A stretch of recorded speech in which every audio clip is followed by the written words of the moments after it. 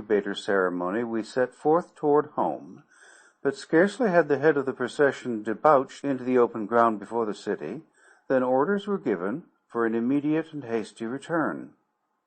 As though trained for years in this particular evolution, the green Martians melted like mist into the spacious doorways of the nearby buildings, until in less than 3 minutes the entire cavalcade of chariots, mastodons, and mounted warriors was nowhere to be seen. Sola and I had entered a building upon the front of the city, in fact the same one in which I had had my encounter with the apes, and wishing to see what had caused the sudden retreat, I mounted to an upper floor and peered from the window out over the valley and the hills beyond. And there I saw the cause of their sudden scurrying to cover. A huge craft, long, low, and gray painted, swung slowly over the crest of the nearest hill. Following it came another, and another, and another, until 20 of them, swinging low above the ground, sailed slowly and majestically toward us. Each carried a strange banner, swung from stem to stern above the upper works, and upon the prow of each was painted some odd device that gleamed in the sunlight and showed plainly, even at the distance at which we were from the vessels. I could see figures crowding the forward decks and upper works of the aircraft. Whether they had discovered us or simply were looking at the deserted city, I could not say, but in any event they received a rude reception, for suddenly and without warning the green Martian warriors fired a terrific volley from the windows of the buildings facing the little valley across which the great ships were so peacefully advancing. Instantly the scene changed, as by magic. The foremost vessel swung broadside toward us, and bringing her guns into play, returned our fire, at the same time moving parallel to our front for a short distance, and then turning back with the evident intention of completing a great circle which would bring her up to position once more opposite our firing line. The other vessels followed in her wake, each one opening upon us as she swung into position. Our own fire never diminished, and I doubt if 25% of our shots went wild. It had never been given to me to see so much deadly accuracy of aim, and it seemed as though a little figure on one of the craft dropped at the explosion of each bullet, while the banners and upper works dissolved in spurts of flame as the irresistible projectiles of our warriors mowed through them. The fire from the vessels was most ineffectual, owing, as I afterward learned, to the unexpected suddenness of the first volley, which caught the ship's crews entirely unprepared, and the sighting apparatus of the guns unprotected from the deadly aim of our warriors. It seems that each green warrior has certain objective points for his fire under relatively identical circumstances of warfare. For example, a proportion of them, always the best marksmen, direct their fire entirely upon the wireless finding and sighting apparatus of the big guns of an attacking naval force. Another detail attends to the smaller guns in the same way. Others pick off the gunners, still others the officers, while certain other quotas concentrate their attention upon the other members of the crew, upon the upper works, and upon the steering gear and propellers. 20 minutes after the first volley, the great fleet swung trailing off in the direction from which it had first appeared. Several of the craft were limping perceptibly, and seemed but barely under the control of their depleted crews.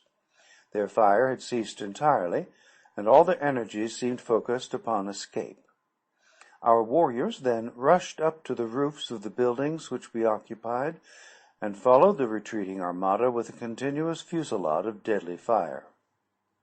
One by one, however, the ships managed to dip below the crests of the outlying hills, until only one barely moving craft was in sight.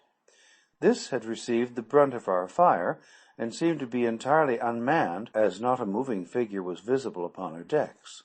Slowly she swung from her course, circling back toward us in an erratic and pitiful manner.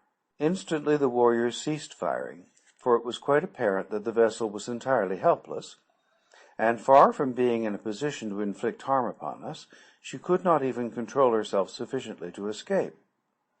As she neared the city, the warriors rushed out upon the plain to meet her, but it was evident that she still was too high for them to hope to reach her decks. From my vantage point in the window, I could see the bodies of her crew strewn about, although I could not make out what manner of creatures they might be. Not a sign of life was manifest upon her as she drifted slowly with the light breeze in a southeasterly direction. She was drifting some 50 feet above the ground, followed by all but some 100 of the warriors, who had been ordered back to the roofs to cover the possibility of a return of the fleet or of reinforcements. It soon became evident that she would strike the face of the buildings about a mile south of our position, and as I watched the progress of the chase, I saw a number of warriors gallop ahead, dismount, and enter the building she seemed destined to touch. As the craft neared the building, and just before she struck, the Martian warriors swarmed upon her from the windows, and with their great spears eased the shock of the collision, and in a few moments they had thrown out grappling hooks, and the big boat was being hauled to ground by their fellows below. After making her fast, they swarmed the sides and searched the vessel from stem to stern. I could see them examining the dead sailors, evidently for signs of life, and presently a party of them appeared from below, dragging a little figure among them.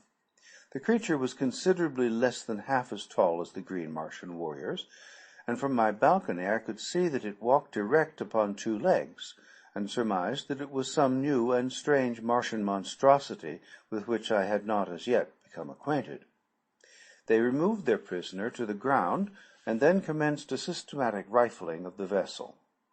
This operation required several hours, during which time a number of the chariots were requisitioned to transport the loot, which consisted in arms, ammunition, silks, furs, jewels, strangely carved stone vessels, and a quantity of solid foods and liquids, including many casks of water, the first I had seen since my advent upon Mars. After the last load had been removed, the warriors made lines fast to the craft, and towed her far out into the valley in a southwesterly direction. A few of them then boarded her, and were busily engaged in what appeared, from my distant position, as the emptying of the contents of various carboys upon the dead bodies of the sailors and over the decks and works of the vessel. This operation concluded, they hastily clambered over her sides, sliding down the guy ropes to the ground.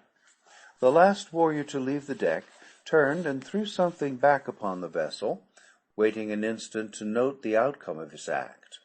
As a faint spurt of flame rose from the point where the missile struck, he swung over the side and was quickly upon the ground. Scarcely had he alighted than the guy ropes were simultaneously released, and the great warship, lightened by the removal of the loot, soared majestically into the air, her decks and upper works a mass of roaring flames.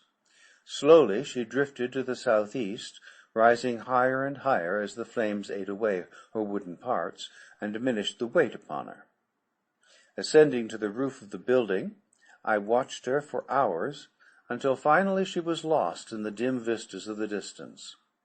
The sight was awe-inspiring in the extreme, as one contemplated this mighty floating funeral pyre, drifting unguided and unmanned through the lonely wastes of the Martian heavens, a derelict of death and destruction, typifying the life story of these strange and ferocious creatures, into whose unfriendly hands fate had carried it. Much depressed, and to me unaccountably so, I slowly descended to the street. The scene I had witnessed seemed to mark the defeat and annihilation of the forces of a kindred people, rather than the routing by our green warriors of a horde of similar though unfriendly creatures.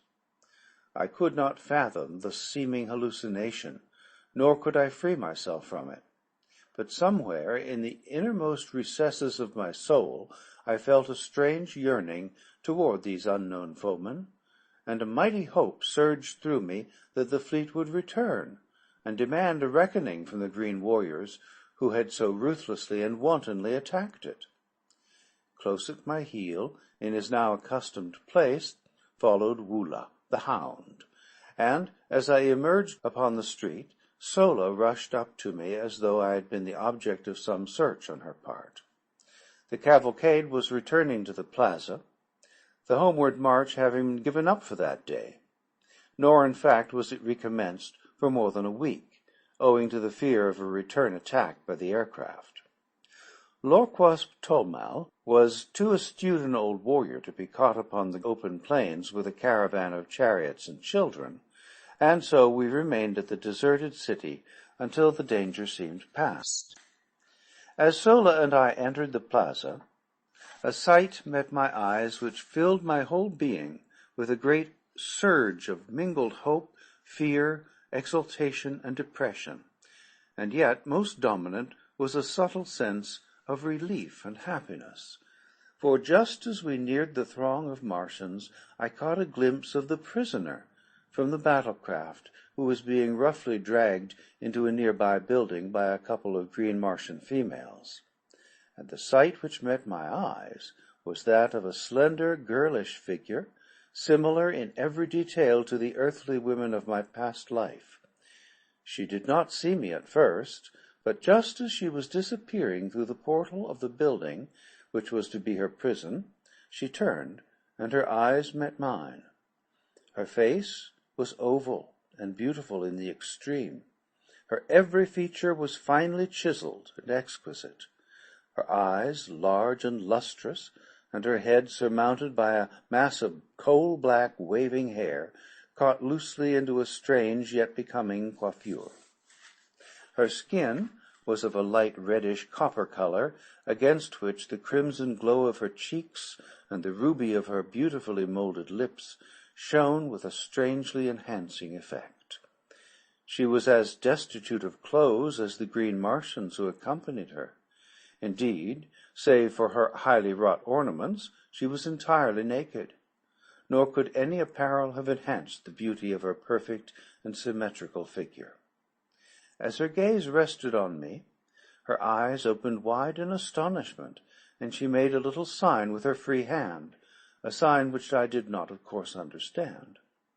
Just a moment we gazed upon each other, and then the look of hope and renewed courage which had glorified her face as she discovered me faded into one of utter dejection, mingled with loathing and contempt. I realized I had not answered her signal, and, ignorant as I was of Martian customs, I intuitively felt that she had made an appeal for succor and protection which my unfortunate ignorance had prevented me from answering. And then she was dragged out of my sight into the depths of the deserted edifice. End of chapter 8.